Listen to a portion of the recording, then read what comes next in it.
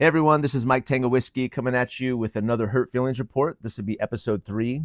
This is fast becoming my favorite part of being on YouTube. I love the Hurt Feelings report. I might start calling it the Heifer, FHR Hurt Feelings report, the Heifer episode 3. We'll see. My wife didn't like that, so I don't know. But if you are already subscribed, welcome back. I'm thinking of calling our community that we developed maybe the middle meanies, like the mean of the curve.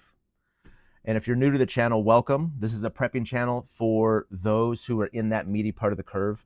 Dads, moms, husbands, wives, people with jobs who live in the suburbs and drive minivans, right? Can we be into prepping too, or do we have to be a tactical ninja operator or a homestead off-grid woodsman? I don't know. I'm neither one. Maybe I'd like to be someday, but probably not. It's probably not going to happen. So this is a channel for us. The Hurt Feelings report is kind of where I go through the past 5 or so days comments, the good comments and some bad comments, and try and learn something from the comments. Maybe get a little bit snarky with some of these folks. But really, it's a way for me to process the feedback that I'm getting, become better at producing these videos. And, you know, yeah, it's cathartic for me. It's good therapy. And like I said, it's becoming my favorite part. I also want to give an update on the channel. We it's been 2 weeks and I've reached both milestones. I've reached both milestones. So I have 1,400 subscribers as of today. It's like the 15th day. I started on the 4th, yeah, so that's been 15 days. And last night, overnight, it went from 3.7 thousand watch hours to 4.7 thousand watch hours. So what does that mean? That means I can get money now, right? I can be monetized. It doesn't just happen though. I guess I was expecting some sort of email from YouTube or like a check to show up in the mail today. I don't know. I think what happens is you have to apply for the YouTube partner program, and get accepted and all these other things. So the analytics in the app on my phone haven't caught up with the website. So I think I have to wait until like Monday or something to apply, and it can take up to a month. So we'll see. But to hit those number milestones within 2 weeks, it's amazing. I'm amazed. I've watched I'm thinking of doing a video on how the channel has grown in 2 weeks, but I don't really know how I've done that. So we'll see. I watch a lot of other videos out there and they go, here's the secret, here's the strategy. And I have neither one of those. So that may be a video to come where I just put that out there and see. Maybe the audience can decide, why the channel has done so well in such a short amount of time. But okay, on to the Hurt Feelings report. And I've gotten better at looking at the comments. I used to go through the notifications and kind of scroll down, but I think some of them got lost in the sauce. So I found in YouTube Studio a way to find all of the comments responded to and unresponded to and list them all. And what I did was I scrolled back to the last Hurt Feelings report and I started putting hearts. I started loving or liking those little hearts, saved, like a saved heart, next to the comments that I wanted to speak on. So I've rewinded back 5 days and I'm just going to go through and highlight those that I've already earmarked for the Hurt Feelings report. It's been kind of fun too, because some people have said, man, I got to get this comment in before the Hurt Feelings report comes out. And another guy was like, hey, can you not put me in the Hurt Feelings report? Yeah, we can do that. So it's fun. It's a fun addition. Okay, so going back 5 days, looking at some comments here. So I put something about, they responded to the last Hurt Feelings report and they said, and now the butt hurt report. That's pretty good. I like that. All right. So here we go. Someone commented on the channel, said, if people don't like your channel, that's too bad. It's yours. Yep. And I said, thanks. I plan on continuing. And one guy came back. He said, the issue with posting content like stop putting these in your Bugout and your get home bags, he's referring to that video, especially without context, is someone new to this realm may take it as gospel and find themselves in trouble in an SHTF situation. We have to be careful what we post. We have to think about the responsibility that we have to those watching who are inexperienced, who know nothing at all, and who watch our videos and may take everything we say to heart. Okay. The assumption of that comment is that video, hey, don't put these things in your Bugout bag, was bad advice. That's the assumption here, right? And I'm not so sure it was. No, even if we said, okay, they're not likely to face those scenarios anyway, and I do believe that.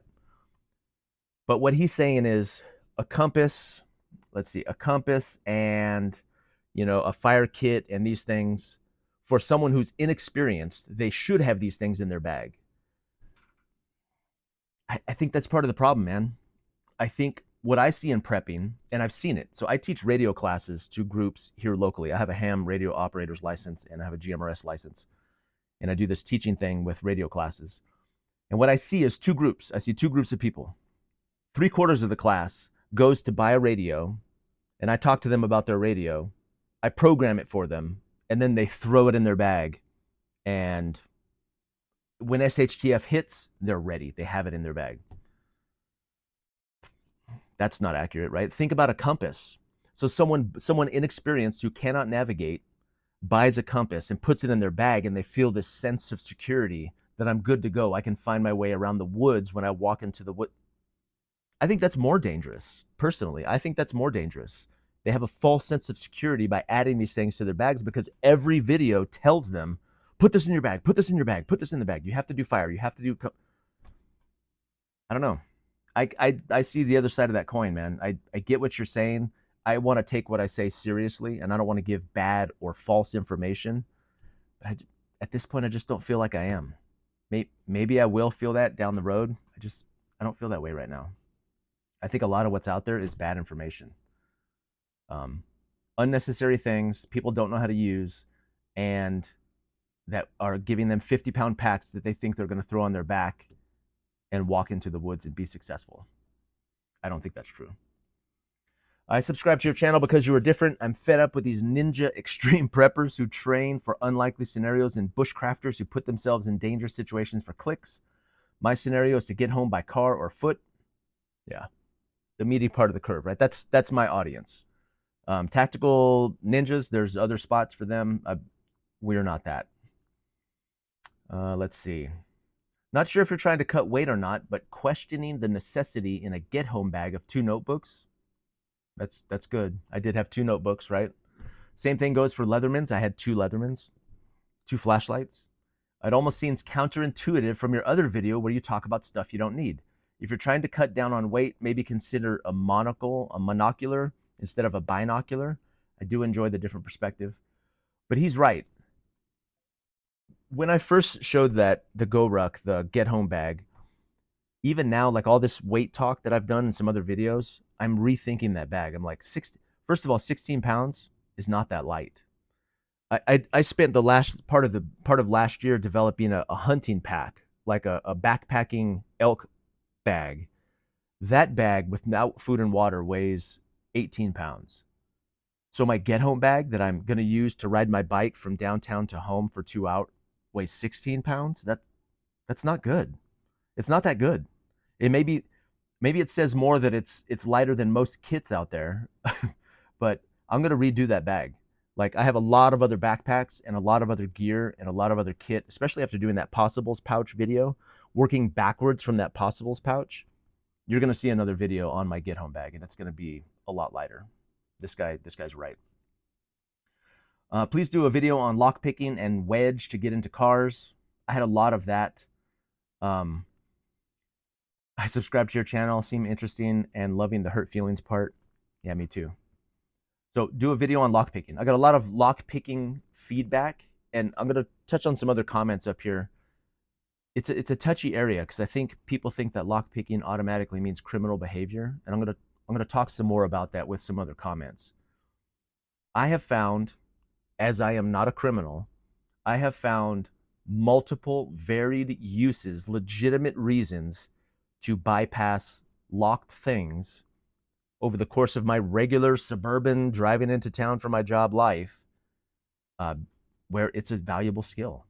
And I think in an emergency situation, it would be even more valuable. And I'm not talking about criminal stuff. I'm not talking about breaking into cars and getting into people. Some people are like, oh, if you broke into my house, that's not what I'm referring to, but we'll talk more about that with some specific comments.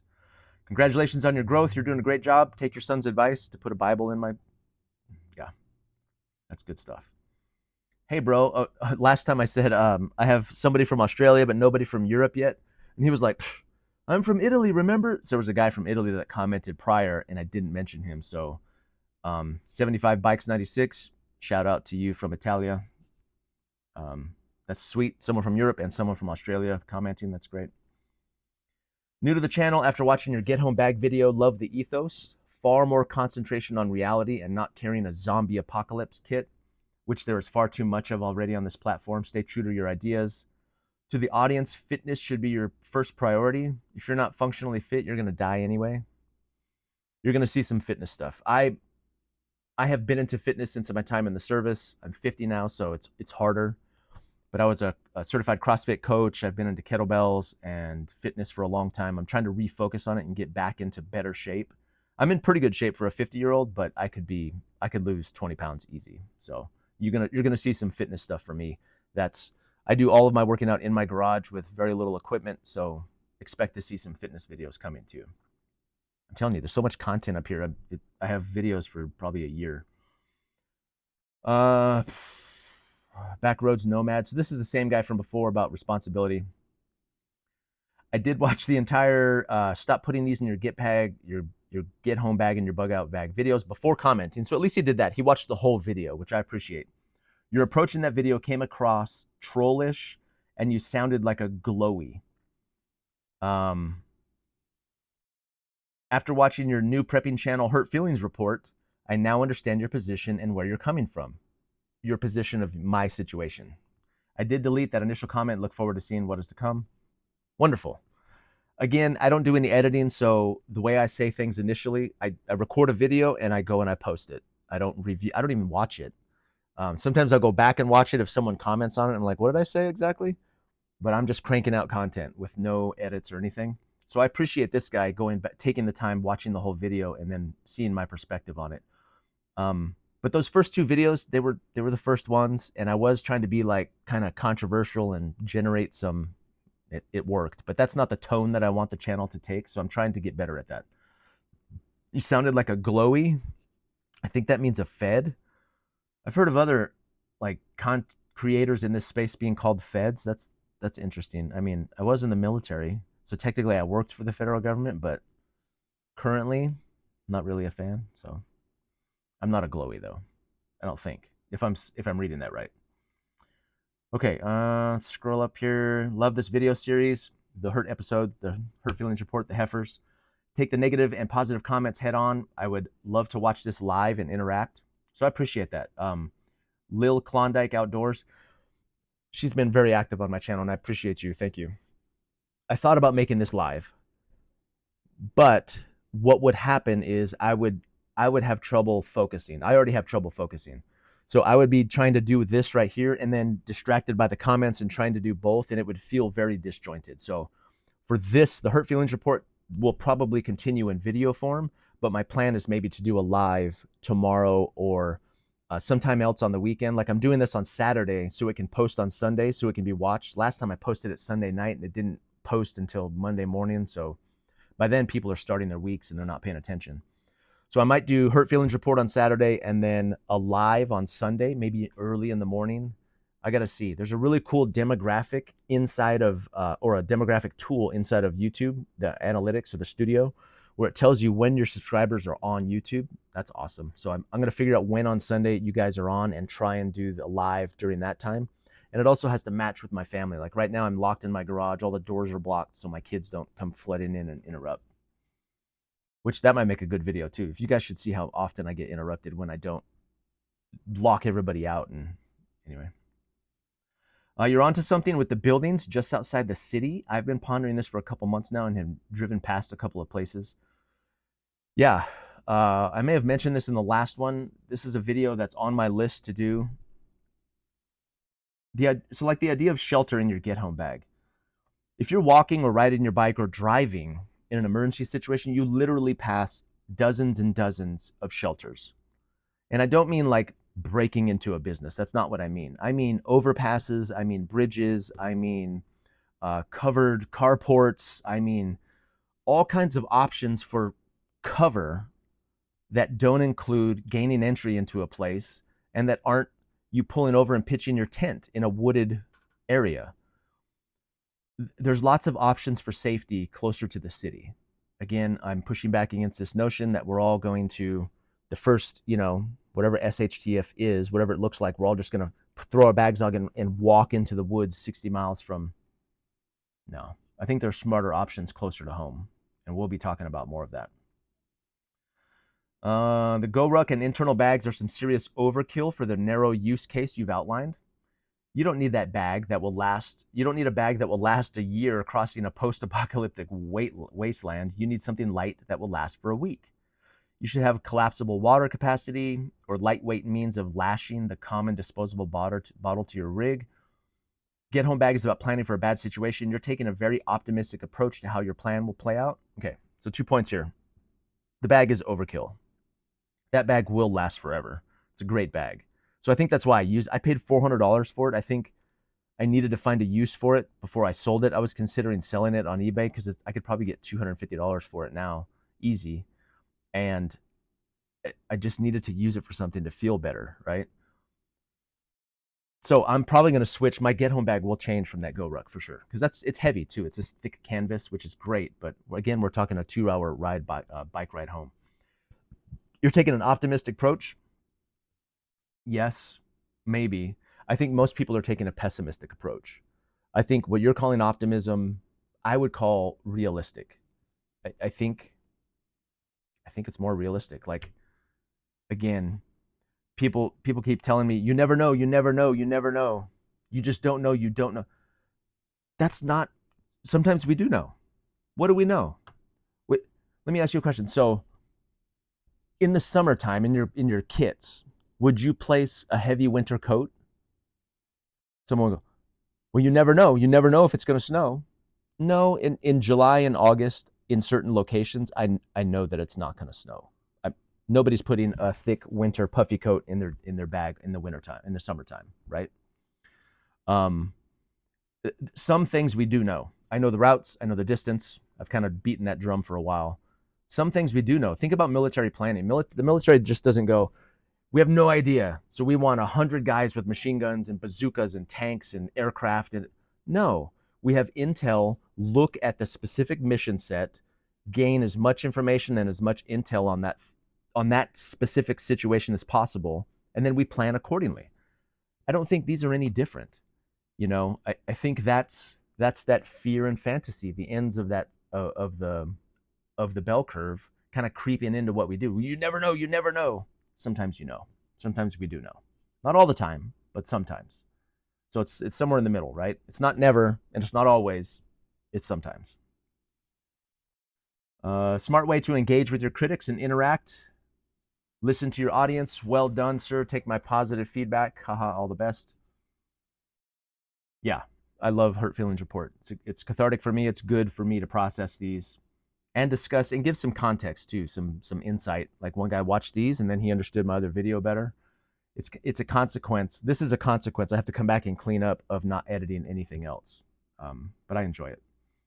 New sub. I used to be one of those folks who thought I would put an inch bag. So an INCH is a if I never come home. I think that's what it is. If I never come home bag on my shoulders along with my family members and bug out to the woods and live there, surviving off the land. Nothing but pure romantic fantasy. Very few people possess the knowledge, skills, and experience and physical fitness to even do that. Completely changed my thought about preparedness, bugging out, bug out bags, etc. He has plans to bug in. He's got a get home vest. That sounds interesting. To get home ASAP in an emergency. Evacuation preps, emergency kits. Yep. 73 years old, so my preps include alternate transportation, giving me a fighting chance should my car become disabled. Yeah, this sounds very realistic to me. This is my mindset too, man. Gordon Tyree, yeah, this is great. The thought of inch bags, like just becoming homeless and a refugee. Yeah, even if me, let's say I was in the best shape, and I'm not, but let's say I was in really great shape. I had all the gear, all the training, all the knowledge, and I could throw my bag on and ruck 4 miles an hour, and I have 72 hours of supplies. There's math there. He's like, you never know. You do know. At 4 miles an hour, 12 hours on the first day, I could make it 48 miles, 50. That's pushing it. 50 miles in a day. Anybody who's backpacked is not moving 50 miles in a day, right? 25 miles, maybe 30 miles maximum with breaks and food. That's basically an endurance fitness event, right? And then you're going to spend the next day at your location, and then your 48 hours of supplies is gone, and then what? You're going to turn around and come back. And then you add the spouse, wife and kids, or the husband, or somebody disabled, or somebody. All those numbers come crashing down. It's just, I looked up the ruck pace of people who are doing like the ranger training or to get into ranger assessment, and those guys are covering, like they said, you should be able to move 12 miles in 2 hours. I mean, that's running with a ruck on. That's cooking, right? The rest of us, the people in the curve, the what do I call it? The middle meanies. It's not happening. It's not happening. Do the math on your backpack. There's math there, and you're not going to get very far. And then you got to turn around and come back. So yeah, I think this guy's right on point. When things go, oh, I was asking for a new acronym. So I'm going to show you an early release. I'm going to do a video specifically on how we need to stop saying SHTF. We need a new acronym. So poop hits the fan and what that acronym means. So we're coming up with some alternatives. WTGB, when things go bad. That's not bad. It kind of stumbles off the tongue. I'm gonna throw it out there, and I want credit for this too. If this catches, I want credit for it. I'm thinking like turd on the floor or turd on the carpet. It's different, same but different. We need another analogy that's going to do us more justice, because I think that that SHTF, that acronym, and that metaphor is doing us more harm than good. Well, I'll make a video on that. Oh yeah, this guy. Your confidence in how things are going to play out is astonishing. At first I was like, thanks, man. And then he goes, not in a good way. I said, got it. Thanks for clarifying at the end there, because I thought you were paying me a compliment, right? And I said, got it. Thanks for clarifying it. And he said, what's to clarify? This is good. The stuff will hit the fan. Home Joe, I think that's me, will grab his get home bag and mosey on home. The weather will be pleasant. Things will go wrong. Things will go wrong in the morning when he's in a familiar area. So Home Joe knows his route home, and he will have more than enough daylight. Any and all bridges or all tunnels that will need to be traversed will be intact and passable. He will get to the groceries and water before anybody else, and the pre-planned route will be clear and passable, etc., etc. Plan A is for a normal day like any other day. Plan B, which is what your philosophy is directed towards, Plan B will survive contact with the stuff. There is no need for Plan C or any preps to support Plan C. As for Plan D and E all the way through Z, perish the thought. Does that clarify? I didn't need clarification. I wasn't being funny. I get it. You think I'm assuming the best. But I like this comment because it does a couple things. Number one, it critiques mine, which is good. But it also reveals his. And I think this notion is, so I'm going to read that in the opposite though, okay? What he's assuming. Because he's saying, I'm assuming all of the roads will be passable. The weather will be great. The weather, I'm assuming all these things, but he is assuming also, okay? So the weather will be pleasant. So let's say there's bad weather. Things will go wrong in the morning, not the afternoon. Okay. I will have more than enough daylight. Any and all bridges. So is he saying that? Because my get home bag gets me home from work.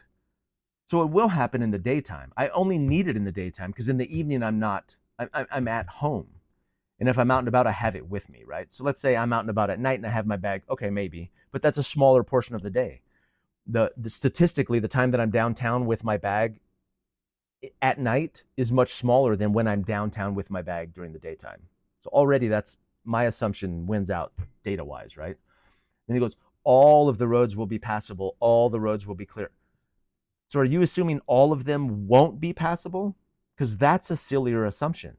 Some of them might be impassable. But again, I've lived in the same area for years and I've traveled this route hundreds and hundreds of times. I know dozens of ways to get home. Are you assuming that all of the roads will be impassable? That's just as silly, man, in my opinion.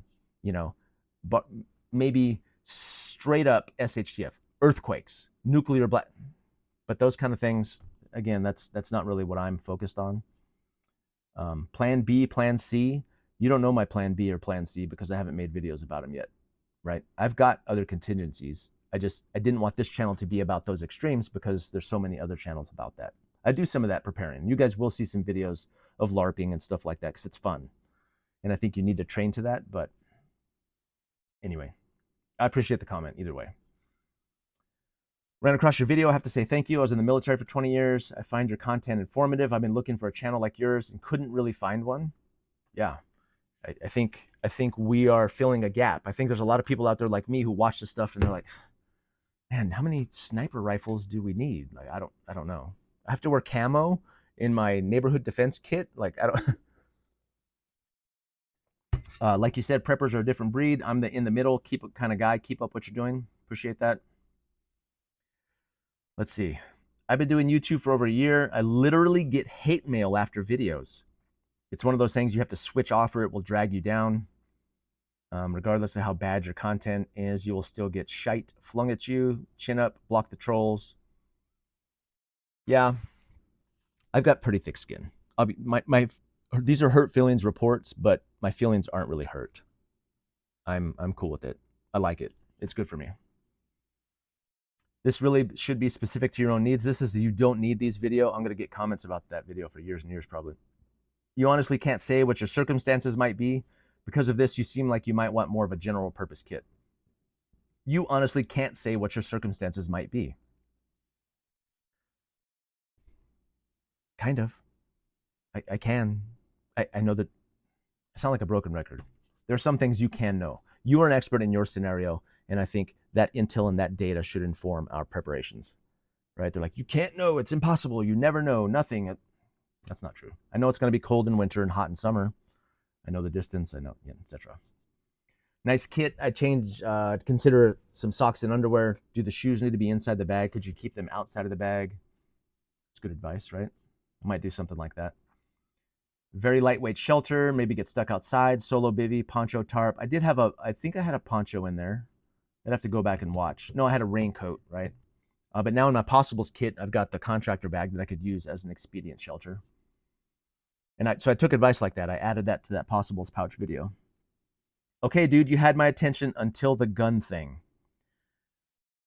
Yeah. So obviously I'm supportive of 2A and all that stuff, and I'm licensed to carry concealed wherever legal, all those things. Where I work does not permit weapons, so I have limitations on me that I have to follow.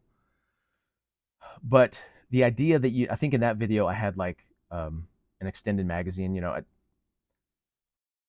the idea that you're going to need an AR and 120 rounds for, let's use a real, you remember the riots back, I think this was George Floyd riots, and I want to say it was in Seattle, maybe it was Seattle or Portland, maybe close to where I'm at.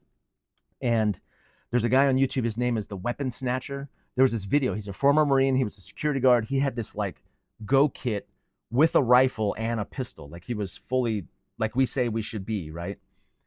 And he was in the riots, and he was watching some looters kind of break into a cop car, and this guy like reaches down and picks up this AR, and he runs over and like knocks it out of his hand. I forget how the video goes, but he basically disarms this guy, takes those weapons and secures them.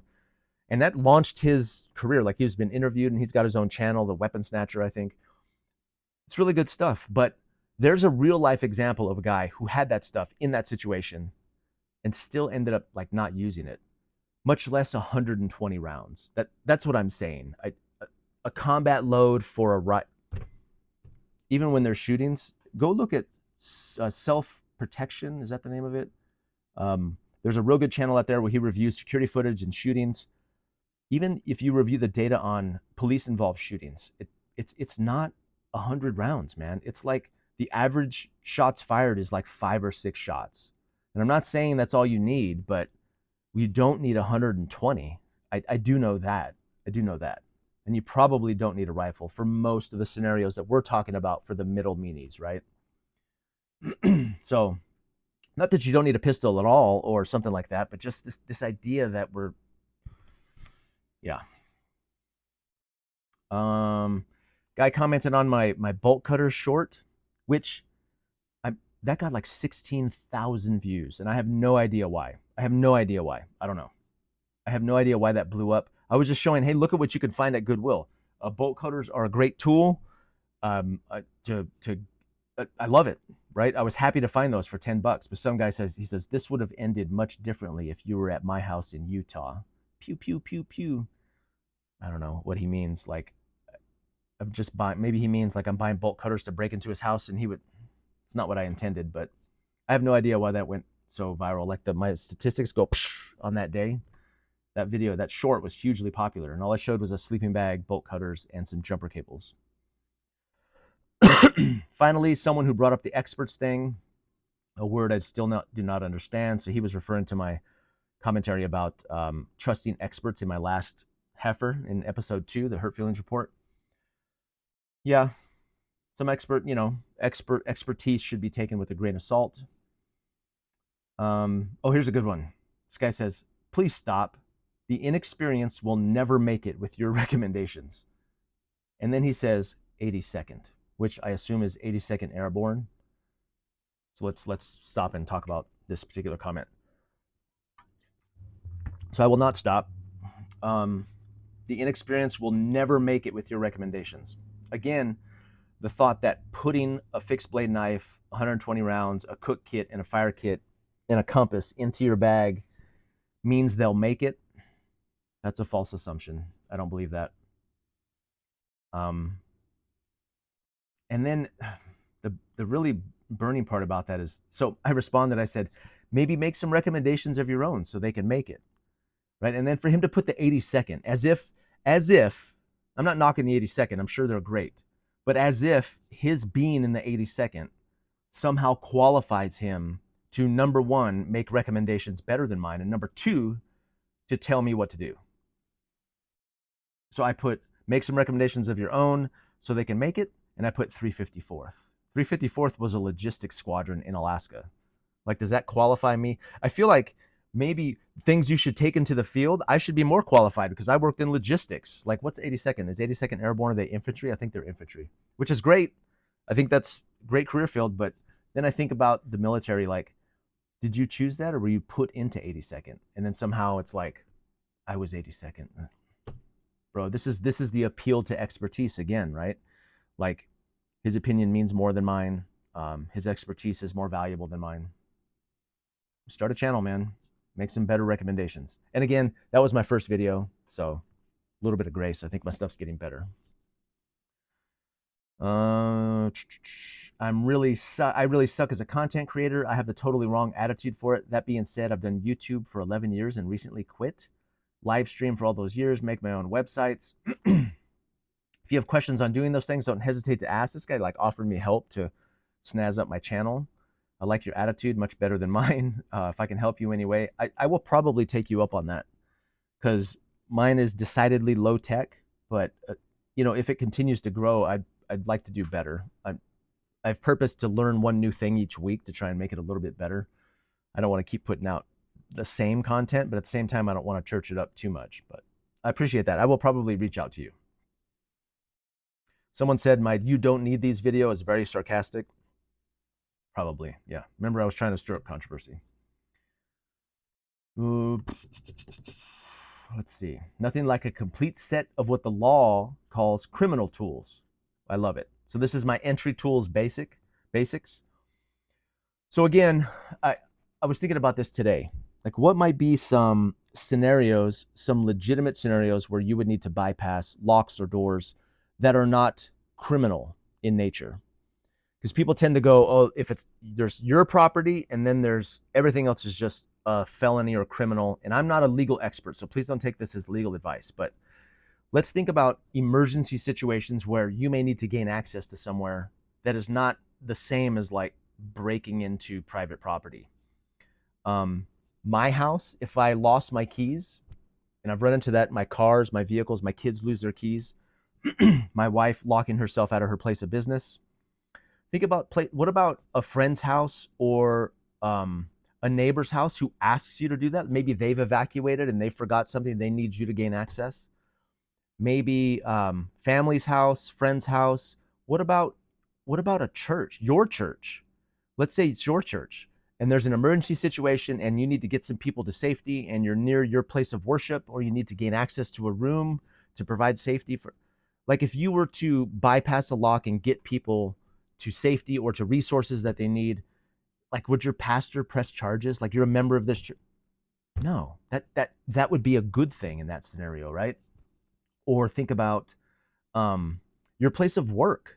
Like you legally have access to your place of work, but maybe you don't have every key to every door, and maybe I think there's a lot of space for legitimate use cases, for entry tools that are not, I'm a criminal trying to steal something. I just, and people, most people don't think of that. They think this is mine. I have access. Whatever's not mine, I don't have access. But you probably have access to a lot of places, or would need to have access to places in those situations, where that skill and those tools would come in handy. I really do think that. Excellent complete kit. Have you considered 3D printing some items like wedges? I have not. One of my kids is into 3D printing, and I'll be hitting him up. Now he charges me. It's like his business. So every time I ask him for something, he puts a price on it. So sometimes I can't afford his work, but that's a good idea though. Like wedges, like that red wedge is just kind of long for my taste. I think it could be a little bit shorter, but I will be looking into that. That's a really great tip. Thank you. Someone said a compass is absolutely needed if you're moving as the crow flies.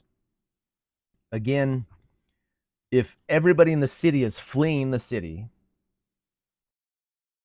the roads are going to clog with cars, and then people on foot are also going to be on the roads for the most part. So then there's an argument there. You wouldn't want to be on the road.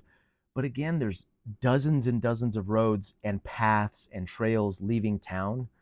I just don't think anybody's going to divert to a wooded area unless that's your situation. Like maybe you live where there's woods, but in my scenario, the path between A and B, even the way the crow flies, I'm going to be on roads and paths. And even if I'm not, I can still, there's enough landmarks. I know I'm not going to navigate. There's no way I'm going to have to navigate. And then you go, what if the fog was so thick that you couldn't see? Okay, you got me. If I have to bug out, or if I have to get home and the fog is so thick that I can't see, I don't know that a compass would help me with that either, because it'd be like you're blind, but maybe a GPS. I don't know. Okay, no firearms? You'd be surprised of all the two-legged animals that start looting and killing for the contents of your backpack. Maybe. I mean, I know looting happens. That seems like further down the road to me.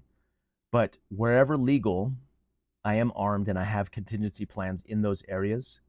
But it's just some places I can't be armed. I can't be armed at work. But like I said, my wife owns a business that's close to where I work, and we have backup plans for all those things. I have access to those defense weapons. So I do as much as I can where I can, but I stay legal, because all of this this is a good thing to talk about. All of these preparations, like the gear and the equipment and the knowledge and getting the kids ready and the family ready, and means nothing if you're in jail. Like imagine doing all this work for all these plans, and then you are in jail. That's the opposite of preparedness, right? Or you're hurt, seriously injured, or killed. That's also the opposite of being prepared. So I understand your point. Self-defense, I'm all about it. But I think for a lot of the middle meanies, those of us in the middle, sometimes that's not possible. And a lot in YouTube land, it's always possible. You should always have it every time on your person. And it's just not the reality for a lot of us, I don't think. Someone said to check your too good to throw away areas at your dump. I need to find that. I'm not sure I've ever been to that spot. Entry tool basics. One guy, I posted it like at night, the entry tool basics video. He goes, I cannot wait for this video. I have a full-time job and a part-time job. I'm a suburb liver, nowhere to bug out on an extreme budget. That's my peeps. Those are my peeps, right? Appreciate you being excited for my video. Thank you. Honestly, a get-home bag should just have some food, water, a light IFAK, weather-appropriate clothing, maybe a poncho, tarp. Yeah, I would pack a filter, maybe just a lightweight emergency shelter. So again, my possibles pouch kind of addresses a lot of this type of feedback in under a pound, which I'm super excited about. Exactly a pound, as a matter of fact. Garmin watch is a fantastic tool. It's just so expensive. I couldn't afford it. Okay, this is good. So early on, I posted a short of a 10.5 AR, an AR pistol. And someone said, I would like to see more content about this item. And here's what I put in that short. So I'm going to confess something to my audience here. My go-to, do it most, budget 10.5, PSA all day. That's what the short said. I called it my go-to. The only thing I go to that rifle for, or go to that pistol for, is to take pictures for the gram. Like, I built it and I painted it and I have it and I like the form factor of it. It's small, but calling it my go-to, that's deceptive, right? That was me caving to the pressure of being on YouTube. Like, you need to present yourself as this tactical I'm not that guy. I don't have a go-to rifle because I have no reason to go to it yet. Maybe someday I will. I'm prepared to do that. I'm trained to do that. But my go-to rifle, what does that mean? Like, it's the one I grab when when the doorbell rings. So I probably will not be making a lot of gun content. I could do that. I'm actually a certified gunsmith. I don't know if you guys knew that, but I went to SDI, so I'm trained. I know how to do it. But I don't have a FFL, so I don't do it for other people. It's just to maintain my own weapons, and I'm adept at all of that stuff. But there's so much of that gun content out there, and I feel pressure to do that. I feel pressure to put out gun videos, so gun companies will start sending me gun stuff because I'm cheap, right? I want better optics and all that. But I'm probably not going to do that. You're not going to see like dirty civilian type. As much as I would love to do that stuff, I'm not that guy, and it would be disingenuous for me to put that out there. So you probably won't see that from me. I eventually will get on some weapon stuff, probably maybe some accessories, but probably not very much. A couple videos I would like to see answered in your future videos.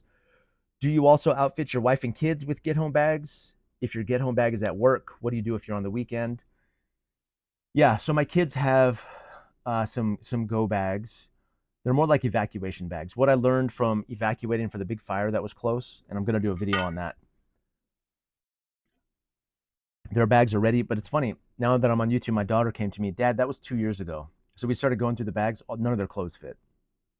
That's something I should have done a year ago, right? But they have like water, something to keep them entertained, a roll of toilet paper, a change of clothes, and pajamas. Because that's what I got yelled at by my wife when we evacuated the first time without her, and we get to the place where we were at, the hotel, and she's like, where's this? Where's this? Where's that? They don't have any pajamas, which is a more realistic situation, right, than being in the woods. But I'm going to do a video on that. Also, my bag, my EDC bag that I have with me, so my get home bag stays at my job. But on the weekends, when I'm out on the weekends, I'm usually in the same town where I work. So I'm never far because my wife's business is open on the weekend. So we're usually close to her business.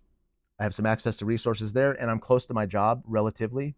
And I have my EDC bag with me. So it's pretty much the same scenario. I don't have very much of a life. If we're not home, we're in town, either at her business or I'm at work. And most of the things we have to do, church and everything else, all of that is in town as well. So it's kind of the same situation. My days are very similar. Is that sad? I don't know. One guy said, is this satire? Talking about they don't put these in your get home bag. I said, it is not, unless, of course, it made you laugh. Again, super specific to my scenario. Should have been more specific, more clear, but that was I think it was the second video I put out. One extra adventure said, there's fathers, there's husbands, there's women too. So you notice in my intro today, at extra adventure, I did say husbands, wives, fathers, mothers, right? I did not expect there to be women watching. It's just kind of my assumption. That was not a fair assumption. I appreciate you watching. Thank you. There's women here too. I'm in Canada. Headphones on the bus. I talk about that in my EDC bag. So he warns me about wearing headphones in public. Yeah. I wait till I'm on the bus to put my headphones in, and I usually sit at the back of the bus. So I still have pretty good situational awareness. I've seen some people with earbuds in and they're not paying attention to anything. I'm listening to words and I'm not really watching stuff. I'm listening to stuff, but that's a fair point. I put a post about the fire bug out.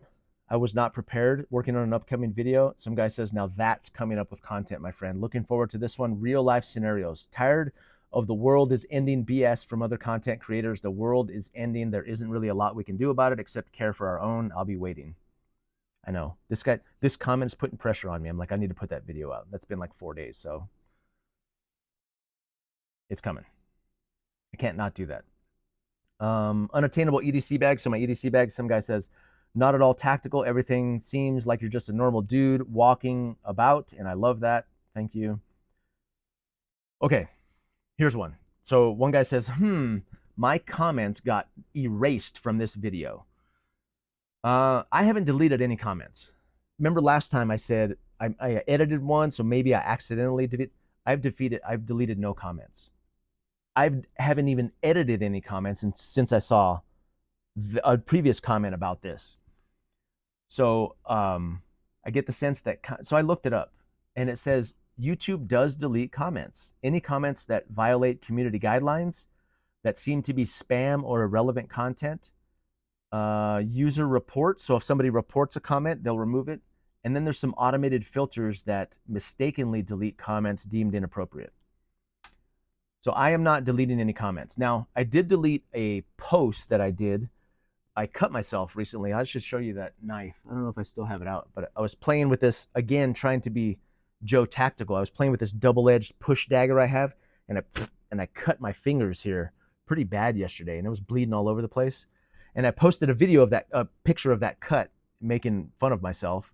And then my son saw it, and he goes, doesn't that violate the blood rule on... I don't know. So I think the adventure, the female earlier who posted, I think she commented on it. I deleted that picture because I thought, man, I don't want to get a strike this early on just to post a picture of my cut hand. So I did delete that post, but I have not deleted any comments. Anybody's comments who are disappearing, that's not me. I don't have a need to do that right now. I don't have a reason to. I tried to think, why would I delete any comments ever? Maybe if someone like was posting personal information about me or something, although I'm not exactly hiding that, but I would probably delete that. But snarky, mean, I don't care. That's what these are for. Another guy said, there's a guy who was pretty harsh on me. He's kind of marking my videos. I'll get to that piece. He says, my kit with food and water and everything you mentioned, minus a rifle, is only 11.8 pounds. Yeah, my kit's not light. 16 is not light. I called it lightweight because it's compared to most, but it could be much lighter. You're going to see me do that soon. This guy went to several of my videos, and he's telling the audience where to skip to avoid my babbling. Thank you. He says, skip to 604. And I said, could you please do this for all my videos? It's valuable feedback, not just for my audience watching in case they don't want to hear me blather like this. I think some people do want some context, but some people, and I'm one of those, when I watch a video, I'm trying to skip to the juice, right? So I get that. And I also appreciate it. It's not just good feedback for my audience to see, but it's valuable for me to watch the video and go, okay, some people don't find this first part valuable. But I said, could you do that for all my videos? And he goes, no, this is the last one I will watch. I was hoping to get him to watch all my videos and do the work for me, but he's not going to do that. He's smarter than that. So, but I appreciate you, man. This guy, great kit. The most important tool would be a phone number to call an Uber and be home within a half an hour. That's likely, right? Again, the likelihood of all vehicles going down all at the same time, and people are like, nuclear blast, EMP. Okay, maybe. Possibly. I hit 1,000 subs in 12 days, so I got a lot of positive support for that. That was cool. Love the content, straightforward approach, cutting through the BS and LARPing. A video idea, if you haven't already done it. Stupid things that people pack where there are much more reasonable alternatives. Examples, EDCing a poncho but no umbrella. Yeah, tactical boots instead of running shoes, right? Yes. Yeah. More to come on that. That's kind of the tone. That's the theme of this channel, and we're gonna kind of stick to that area. Like, why have a camo poncho where an umbrella would be better? You should use the umbrella, but it's not as cool. It's not as sexy, right? So I get that. You are an example of how one should apply survival or get home gear to their environment of most used. I've watched many types of this content. I pay attention to what they may use in their environment. Can I use any of these tools for me? That's what I look for. I need comfort and speed. And then he goes, do you have a bang bang? So I've addressed the weapon thing. wherever legal, but it's not legal for me everywhere. So wherever it's not legal, I don't carry a weapon. But comfort and speed. So yes, right? How do those of us in the middle, the mean meanies, the middle meanies is what I said. How do we apply this stuff for us, right? Because it's not reasonable to do what the tier one operators and the woodsmen do for us necessarily, right? Yeah, that's what we're working through. That's what I'm working through in my head and with these videos, and you're coming along with me, so it's nice. One guy in my possibles pouch, I think I said I had some water tablets that purify water. I had one guy, he goes, tablets do not purify water. They disinfect it and are not recommended for protozoans like Cryptosporidium, including Giardia. Too many Bics because of redundancy. Once your supplies get wet, they're no longer sterile. Put the paper wrapped ones in a Ziploc bag. Steri strips because lacerations happen. I just cut myself yesterday in my garage. Single-use packets of medication once removed, half shelf life, not to mention there were no batteries for your flashlight. Trade a pouch for... So this guy has some solid advice for, very matter of fact. He seems like a doctor to me. He's like, about my possibles pouch. Again, I was trying to stay as small and light as possible just to see if I could do it. You know, it doesn't purify water. I've used iodine tablets in the wild before, and I was fine. I filtered the water with a scarf, and then I used the iodine tablets in there to disinfect, not purify. But again, the possibles pouch is for that far end spectrum. If I'm fleeing from the city to the suburbs, I know that I will have access to clean water in those moments. Like in the first few hours, there's fresh water everywhere, in bottles, all, even if all of the plumbing goes down all at the same time in this scenario, there still exists water in containers. We're surrounded by it all day, every day. At least I am. Maybe you're not, but in my situation, I know that I could find water during that moment if I needed to. I know I could. He's like, you never know. I do know. In fact, I keep water at work. I keep water in my car. I have water bottles everywhere full of water. I'd be fine. Really good idea. Very nice possibles pouch. I'm glad to see your channel is growing. Thank you, sir. I appreciate that. Fixed blades, I've never understood. So I put a little fixed blade just to satiate the crowd a little bit, right? But to see if I could fit one in this 1 pound pouch. But it's so small, it's like, what's the point? My pocket carry, my daily ED, this one is bigger than the one in the possibles pouch. So a fixed blade that's smaller than this, what's the point? Maybe it's stronger. Okay. I was just seeing if it could be done. I've never understood people's obsession with fixed blades. I carry one in most of my military career and never used it. That's valuable data, right? He carried a fixed blade his whole career and never used it. Everyone uses a medium-sized pocket knife or a multi-tool. I've dressed multiple species with a 4-inch Benchmade to include deer. Other than bushcrafting, I don't see the point of carrying the extra bulk and convenience. Yes, again, this is a sacred cow. I know where it comes from. It comes from the survival community. Downed pilots, Air Force pilots, carried a bolt knife because they're in a survival situation. Most of the situations the middle meanies are going to be in are not going to be survival situations. Most, not all, most. And even in those extreme situations, this would probably be fine.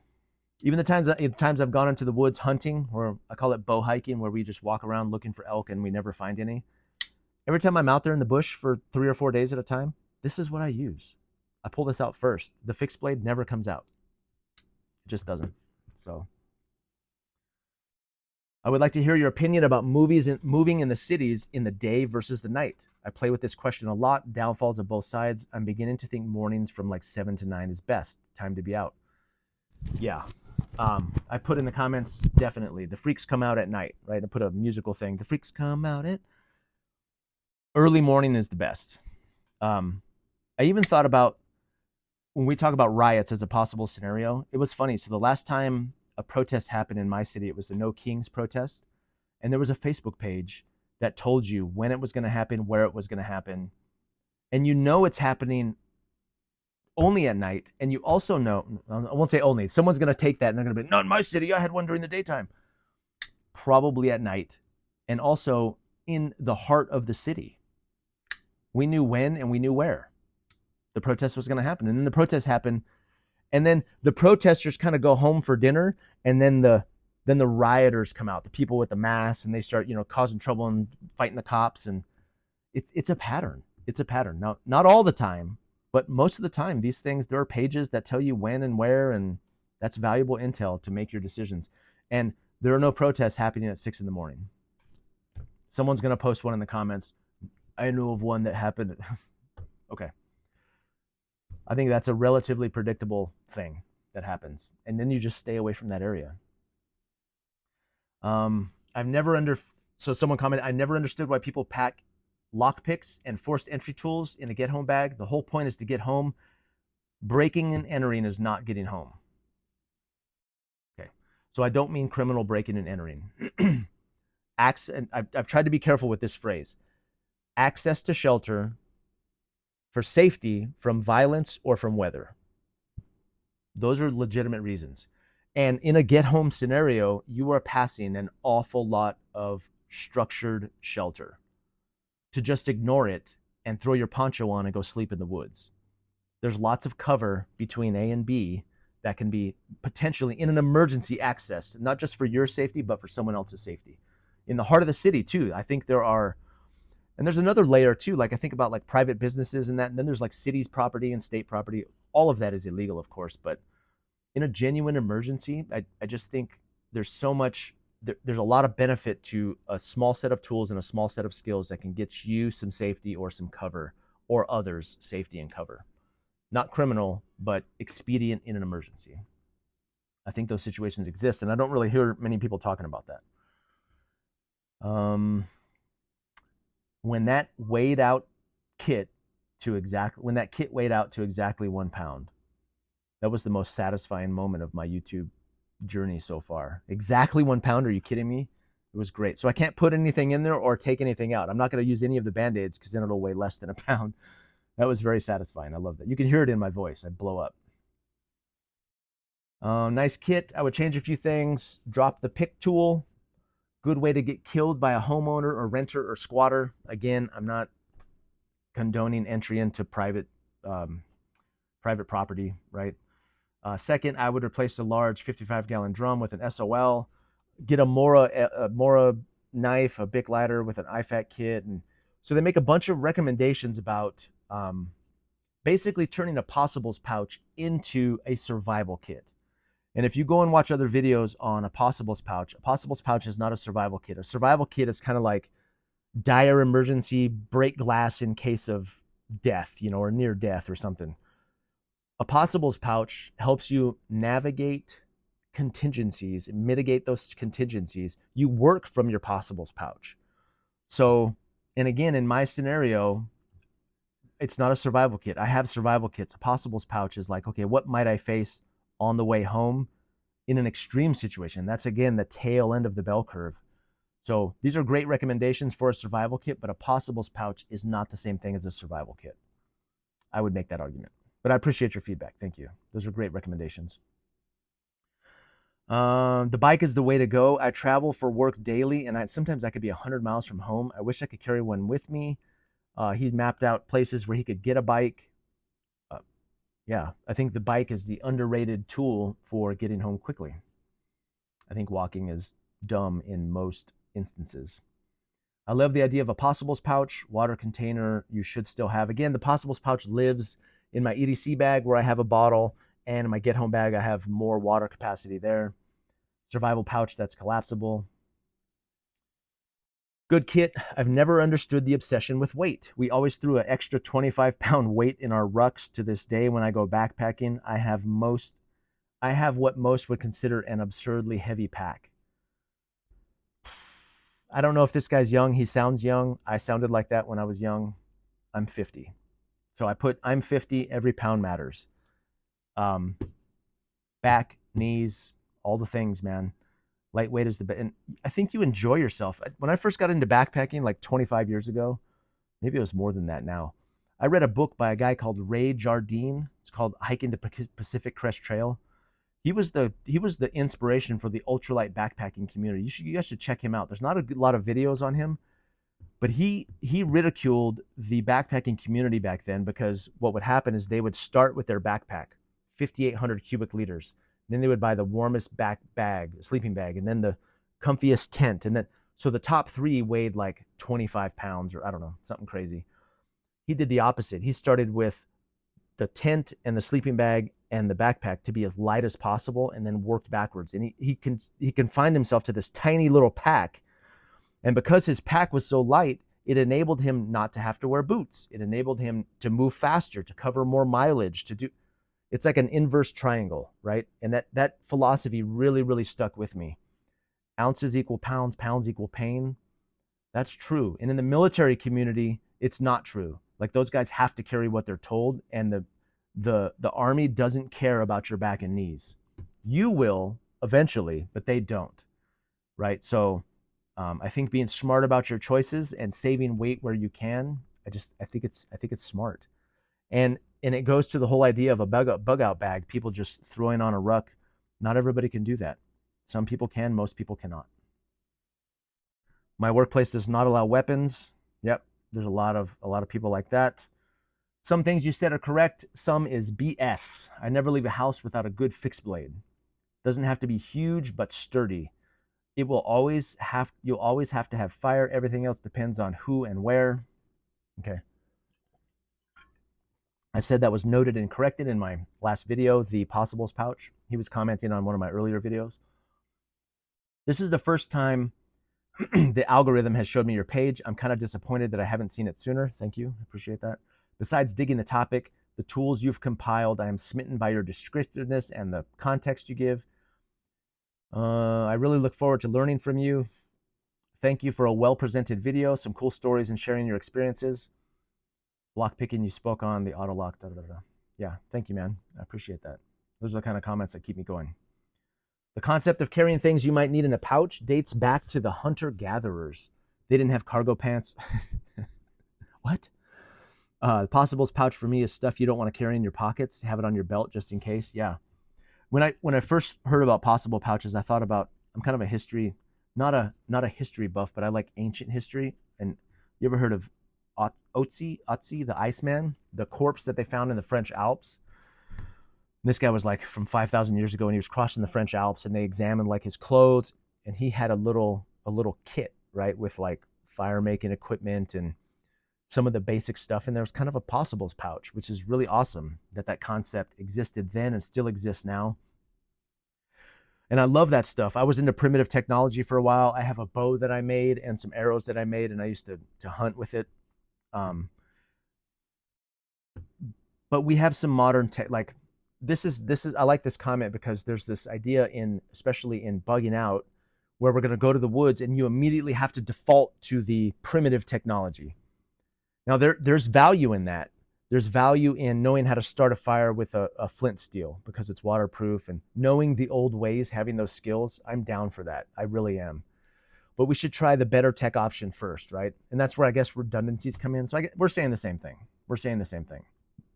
I agree with you, man.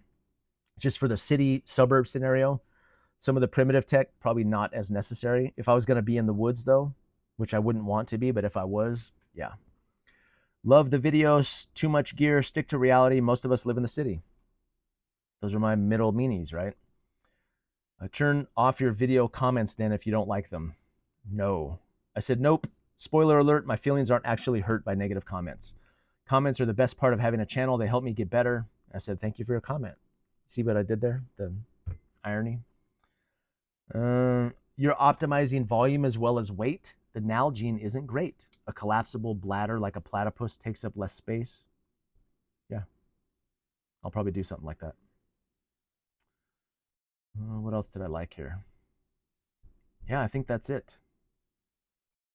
Oh, here's a good use case. Listen to this.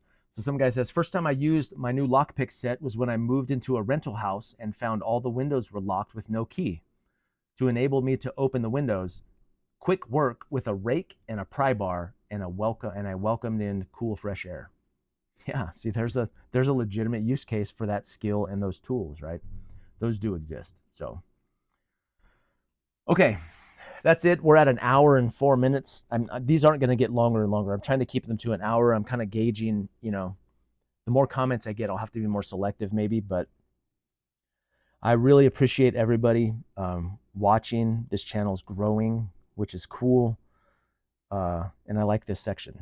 I'm planning on trying to do a live tomorrow, so hopefully I can get that out or make that happen and get some interaction. I'm interested to do that and see how that goes, but I love this stuff.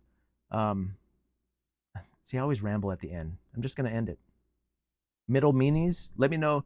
Yeah, middle meanies, let me know what you guys think about that as a name for the community here that we're kind of developing.